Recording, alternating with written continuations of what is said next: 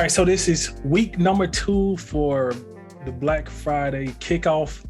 Last week, we went over keyword research in our 7-step product creation process. And so this week, we're going to be going over design research. All right, so let's get it started. So as you already know, I'm Byron D. Allen. If you want to search for me on other social media platforms, all you got to do is put in Byron D. Allen all together, and I should pop up. If I don't pop up, most likely I'm not on the platform. All right, so how did I learn design research? All right, so last week I talked about starting the t-shirt business in 2015, and I started with a brand.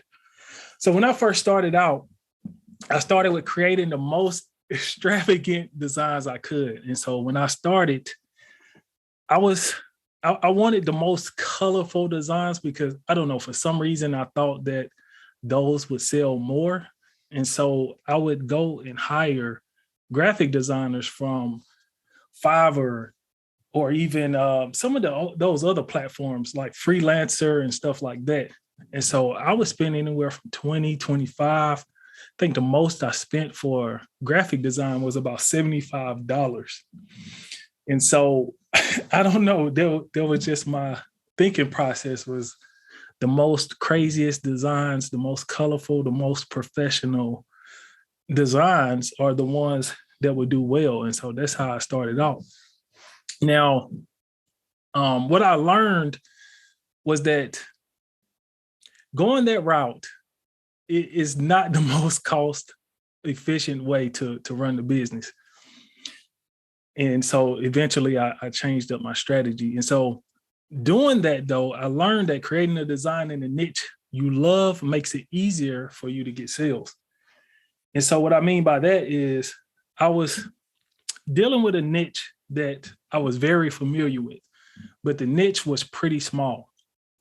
And so by this niche being very small and a lot of people not knowing about it and me being on the inside and knowing about the niche, it made it easy for me to make stuff that they will like.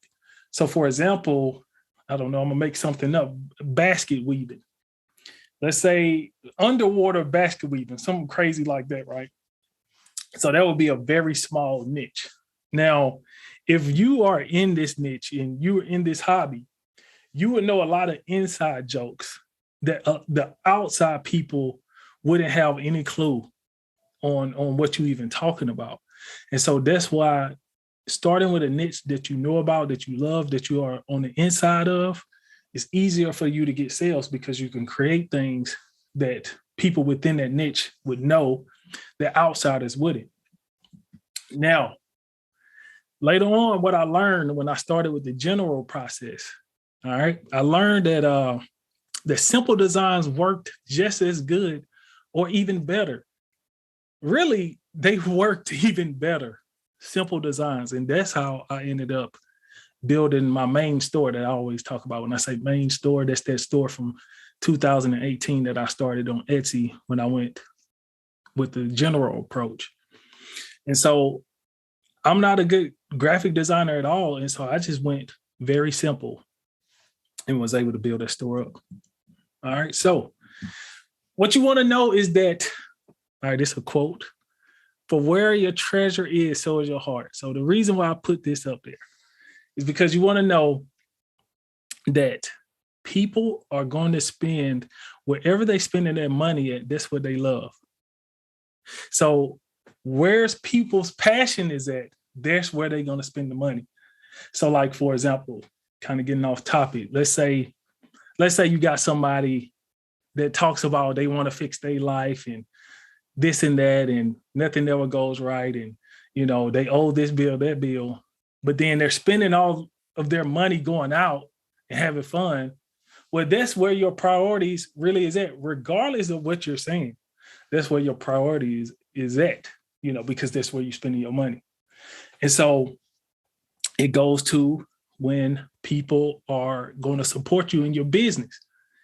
If people aren't willing to spend money with you, they really don't really support you, regardless of what they say, you know, because people will find a way to spend money for things that they love. All right. Remember that in this business, in creating things, wherever the passion is at, people will spend the money. All right. And so when the Johnny Depp case, I brought that up before. People love Johnny Depp. Tons of products sold with when that case was going on. The Roe v. Wade thing, whichever side you lie on, when that happened, a ton of passion on both sides lies within that case. When that happened, I'd never seen the amount of sales that I saw in 1 week. Not my store, but observing other stores. I never saw that many sales explode like that because of the passion that people have around it. So just remember that in whatever niche you choose to do. All right. So if you're new at doing this, remember, just keep it simple. Just keep it simple. You don't want to overthink it. As a matter of fact, you could probably accidentally make something that you don't even think will sell, and it will go crazy. And I'm going to get into some examples with Amazon. And I'm going to show you some of the top sellers on Amazon. And these have been top sellers for a while. All right. So example number one. This is estimated to be doing 720 sales a month. Look at how simple this is. Admit it, life would be boring without me. All right, it's very, very simple. But you got to put your mind into the customer. Who would be purchasing this? Why would they be purchasing this? If I'm looking at this, admit it, life would be boring without me. This could be a son purchasing this for a dad or a mom. This could be a sibling purchasing it for another sibling. You know, it's just a really funny gift. You know, very simple, but it's funny. And that's a thing I realized. Gag gifts, gag gifts, stuff with humor to it. People love this type of stuff online. Very simple stuff. Like I said, 720 sales a month just from this one shirt. All right. Here go another one. Example number 2. I'm not old, I'm classic. 810 sales a month. Very basic. You can find a graphic like this off many of the websites that I've shared with y'all, And so this is very simple. And the last one, example number 3. In my defense, I was left unsupervised.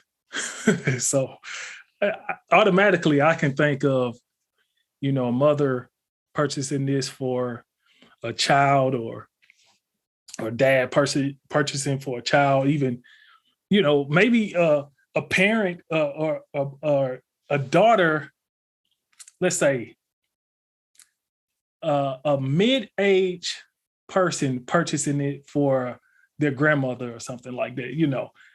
It's many ways that this can go. And when you are creating your listings, doing your titles and things, you want to keep this type of stuff in mind because this is what people are typing in. So, like a gift for mom, gift for dad, all type of stuff like that. So you want to take this stuff into consideration when you are creating your listings. But I just wanted to show you how some of the top listings are just some of the most basic things. It's just has humor to it, So when you find designs, all right, or a saying or a phrase, all right, do not copy, but bring something new to the marketplace. And when I speak about marketplace, that's your Amazon, your Etsy, your eBay, your Redbubble, wherever you're selling to. Don't copy, but bring something new. Now, I'm not saying don't use the phrase. If it's a phrase that's not trademarked, you could use the phrase, but what could you bring new to that design? What could you do different? It's multiple things you could do different. You can change the way that the letters are sitting. You could change the colors. There's many different things, and we'll get into a lot of this stuff later into detail. But as you are doing your research on Etsy, that's one thing we're going to be doing is paying attention to the type of design attributes that are being used on the top sellers. All right. So key points when we are looking at Etsy listings, and we're going to go over this tonight. As I said, I'm going to let y'all get in on this, share your screen, and we'll go over it together. All right. So some of the key points when we are doing design listings, design research, because we went over on week 1, keyword research. The keyword research is what will get you found. All right, that's what's going to get you found. But your keywords need to be married to your design. So if the customer is typing this in, exactly what they typed in need to be showing up on your listing. All right. So when we do our design research, there's key points on Etsy listings that we're going to be looking at. The first one is the best sellers badge. That pretty much alone tells you that this listing is liked by a lot of people. Now, the only reason why I say that this is not the only thing you will want to look at, because there are cases to where this listing or this design or this product, whatever it is, may have a best sellers badge, but the time has passed for this listing. So all the sales may have been done to where it got to the best sellers badge, but now it's trickling down. And so that's why we want to look at some of these other key points. But best sellers is one of the top ways to tell whether the customers like it or not. So the next thing you want to look at is the last sold date. All right, that's when you scroll down to the bottom and you're going to see listed on. All right, so it'll say, basically at the bottom, it'll say listed on, and it'll give you the date. And so really it'll look like that they just listed the product, but some time ago, Etsy changed it to where it's one of their things to where they will get more money. It used to be to where you pay the 20 cents to list a product, and that 120 cent will last you for 4 months. I believe it's 4 months. Yeah, 4 months. It will last you for 4 months. So if you sold that thing 100 times within that 4 months, the 20 cents would be all you would have to pay. But Etsy changed it some time ago to increase their revenues. And so anytime your listing sells now, they charge it 20 cents, and they basically relist it. So in our advantage, what we could do, we could scroll down to the bottom and we can look at the listed on date. That's actually the last sold date. And it'll let us know when was the last time somebody bought this listing. All right. And so in some cases, we might see that a listing has the best sellers badge, but it could be a month ago that the thing sold because the hype for this thing may have passed. All right. But a lot of times that's not the case. And you'll see if it's a best sellers is that it's sold either that day or the day before. You know, if it's sold a week ago, you might want to look at it. Okay, why is it slowing down? You know, because to get the best sellers badge, most likely it's selling on a pretty regular basis, you know, at least once a day or once every other day. Another thing we could look at is the number of items in the cart. That's also going to let us know the demand for this product. And you will see it's a little purple cart, I believe. And we'll see it when we go over the examples, the live examples. But you'll see the little cart. It'll let you know, okay, 5 people have it in the cart. 10 people have it in the cart. The max number it'll give you is 20. Once it hits 20, that lets you know, okay, this has a lot of demand because it won't go over 20. So maybe 25 have it in the cart. Maybe 50 people have it in the cart. We don't know once it get past 20. But if we see that it has 20 sitting in the cart, that automatically let us know that there's demand for this product. All right, then the last thing is number of reviews. All right. This is where we can kind of get a gauge on how many they have actually sold. Because remember, the rule of thumb is only about 10% of people will leave a review. So if I've made 100 sales, then around only 10 of those people, 10% of them will leave a review. So if I'm looking at a listing and I see that this thing has 100 reviews, that's letting me know, okay, most likely they have sold over 1,000 of this. And you can get an even better gauge on this product and the demand for this product. All right. So that's the end of this one. Does anybody have any questions about what we just sure do. Okay, go ahead. Wait, let me ask you a question. On that number of reviews. Okay, yes. When I go into Etsy and I look under there and I click on there, that number of reviews is for that product that I'm looking at, or that's throughout his store or their store? I'm glad you brought that up. And we're going to see it too when we go over the live example. All right, so you got two different sections for reviews. Now, if you are on that product and it is only giving you like one set of reviews, then that means that that product hasn't had a ton of reviews yet. But if you go there and you click on the product and you scroll down and you go to the reviews and you see reviews for this item, and then you will see reviews for this store, then reviews for that item, that's letting you know how many reviews it is for that particular item. Did that answer your question? Yes, I see. And now I see where you're saying it at, because I'm on one right now and it does say review for this item. If I would that's one to where that product that you're looking at has had a good amount of sales. It has enough sales to where they can separate it and say, hey, you can check out the reviews just for this item alone. Now, if it hasn't had a lot of reviews, then they would just batch it up with everything else. Oh, okay. They're batch it up with everything they sold. Yeah, for the entire store. Yep. Gotcha. Yep. So it has to be over 100 in order for it to be reviewed by itself. No. The lowest I've seen, I think I've seen in the teens. I know I've seen around like 20. And I'm thinking I've seen around like 19. I'm not sure. But it don't have to be a ton. Okay. Now my next question, and I apologize to everybody, but I do got one question. The next one is for the last sold date that it was listed.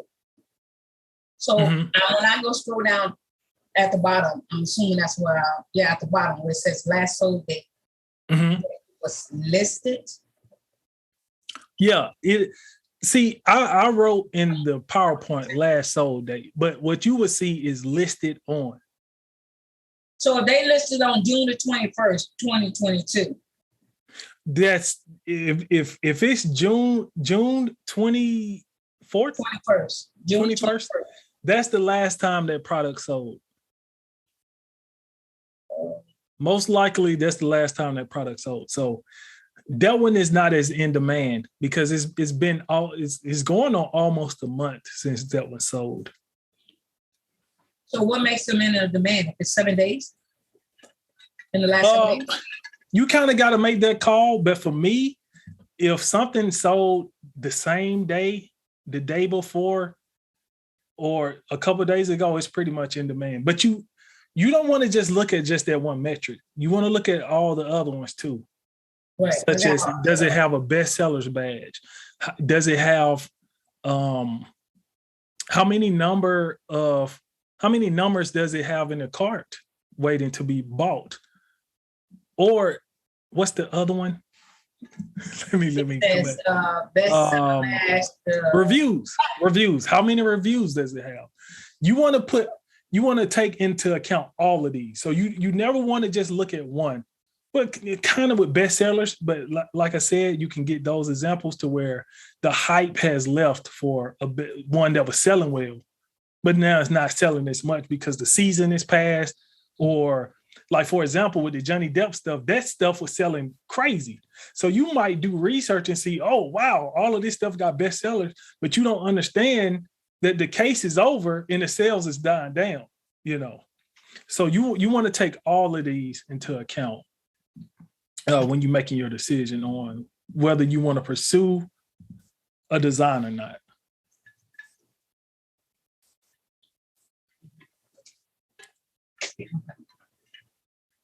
Did I answer your question? Yes, it sure did. Cool. Amazing. Cool. Appreciate it. Thank you. Anybody got anything else? Nobody got anything else? 5, 4, 3, 2, 1. All right. All right. So what we'll do, we'll get into some live examples, and then I'll download my design research spreadsheet just so I wouldn't forget. I believe all of y'all have this, but if not, this will be in the Profit Accelerator. So never again, I gotta be like, hey, here goes the sheet, or it's in the Facebook group. It'll all be in one place. So I don't got to worry about that no more. But I believe all of y'all have this as of now. If not, like I said, I'll get it to y'all. And other than that, if you are watching this on YouTube, please come join us in the Profit Accelerators and go over the live examples and come really see how I do this with sharing my screen and really going into detail on this stuff. So other than that, that will be all, y'all.